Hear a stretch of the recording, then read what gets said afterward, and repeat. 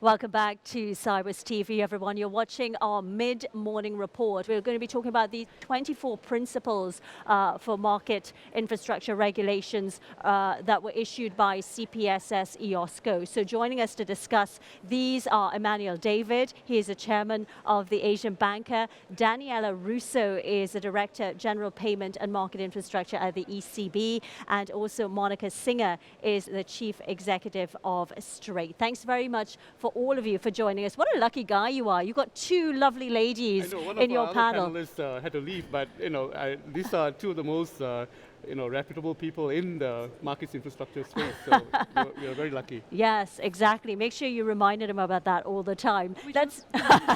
Let's start, if you can kick things off with us, Emmanuel, about, for people who are new to this area of these 24 principles, CPSS IOSCO, what's it all about? It's quite recent. Tell us what they're trying to achieve and why they put these principles in place.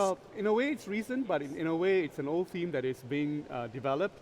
There has always been an intention to build a standards infrastructure in the way that financial markets infrastructure is being built in all the different countries around the world. So in a way, it's this 24 principles collection, you might say, of best practices, elements that need to exist, liquidity, risk management, all of that.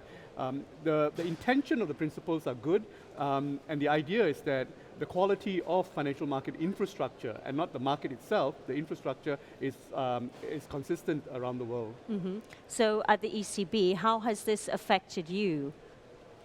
We have been participating in the group that has set the standards. I have even chaired the group that has done this work. Mm-hmm. The ECB supports strongly the need for higher standards to increase resilience of infrastructure. We feel that some specific drawbacks were identified during the Lehman crisis, and now raising the bar has been a way to address some of the concerns that have emerged there. And we support the fact that this work is now implemented, and as overseer of payment system, we will be in charge of implementation for payments, and we are supporting the work of other regulatory body for implementation for other kind of infrastructure. Mm-hmm. What for you have been some of these drawbacks that she would have mentioned, and how do you feel this specifically is going to help? For me, CPSS IOSCO is the best thing that ever happened to us. Because the best thing that happened to you? Absolutely. We actually implemented the principles even before they wrote them. Mm-hmm. And we were able to, when the principles were out, we went to our regulators and said, test us. We want to prove to you that we are already compliant. Mm-hmm. And so everybody can believe that we were so blunt in saying to the regulators, we're ready. Yeah. And that's what happened.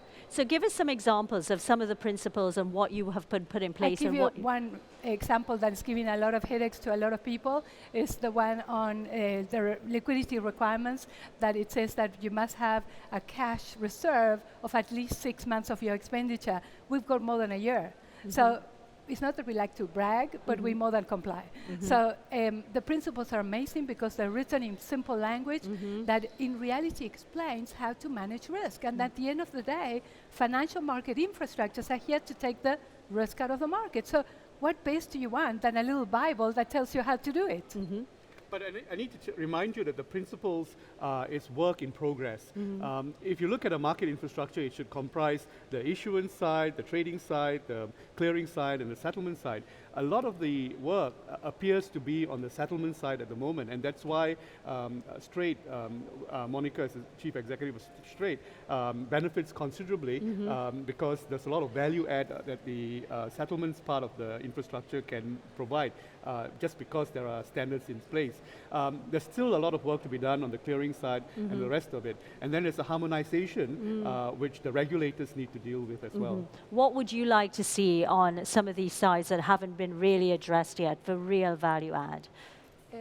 In my view, the most important issue now to address is implementation of the principle. Monica said that in her case they have already implemented, but there are a lot of jurisdictions that have not implemented.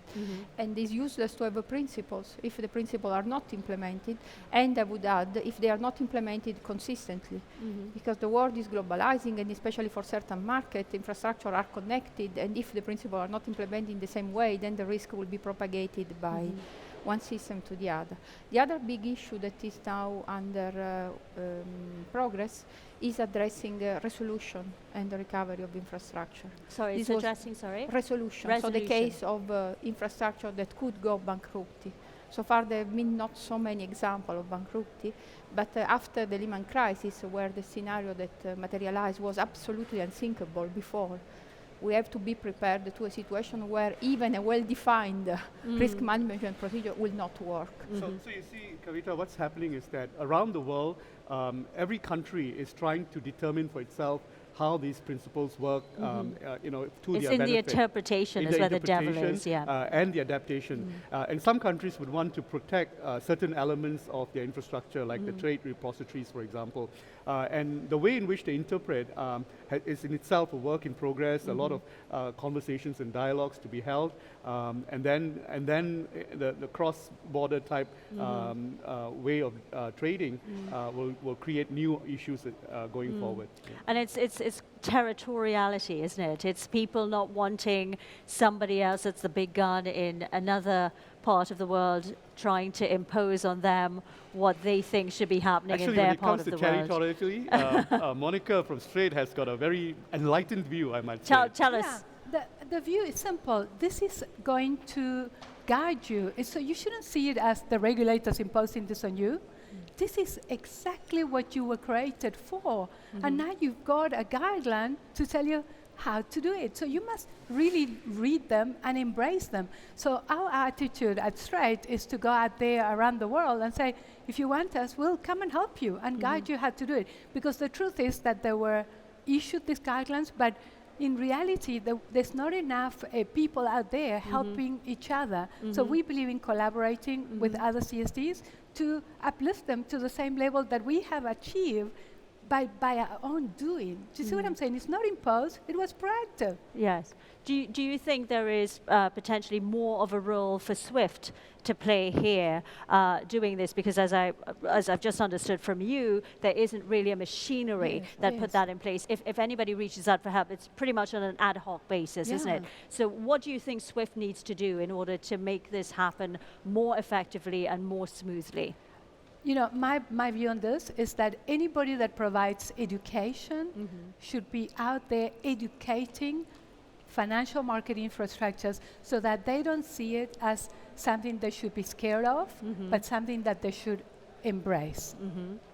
It's interesting that you asked this question. The fact that SWIFT is facilitating this conversation is in itself being involved in it. Because at the end of the day, financial markets infrastructure is not just about liquidity and risk and so on, it's really about trust.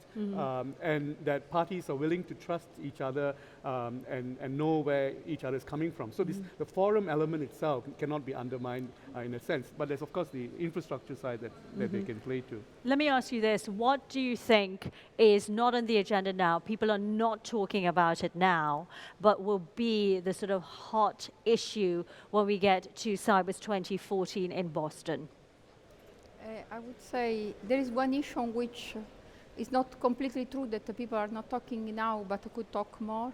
That is the need for equivalence in regulation of infrastructure and other providers. There is some work on shadow banking, so it will be not completely true to say that this is not an issue that is discussed. But maybe the idea, the problem is that these are completely separate stream of work. So what is done on shadow banking does not speak necessarily what is done for banking and then what is done for infrastructure. And then you may have problems that will emerge simply because the three frameworks have been defined without the necessary coordination between the different stream of work. And the second issue that I will mention, that again has been just I think it's starting being discussed now, but there is really nothing there that has been provided so far by regulation, is the problem of the buy side, so the customers of the participants in the infrastructure.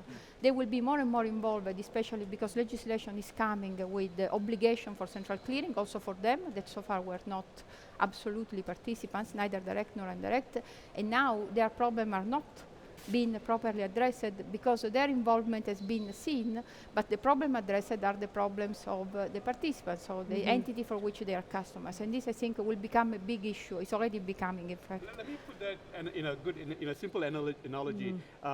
talking about the financial markets infrastructure is like talking about airports and airport clearing systems and so on. But the conversation about the aeroplanes themselves, what they're carrying, toxic assets and so on, that's another conversation that needs to be built on. And I think sometimes because everything is so technical, that gets lost sometimes, and that's what everyone is set up for. And I mean, that's the reason for them being in the space anyway. So do you want to come back? For me, it's the topic of resolution and recovery, because it really requires that you test, you simulate a crisis, and I cannot do it on my own, meaning the CSD has to now test with the whole market. And having such a difficult conversation when you need to bring all the parties together in a room and simulate a crisis is so difficult. And in our self-assessment, that's the only area that we're still weak because of the testing that is required.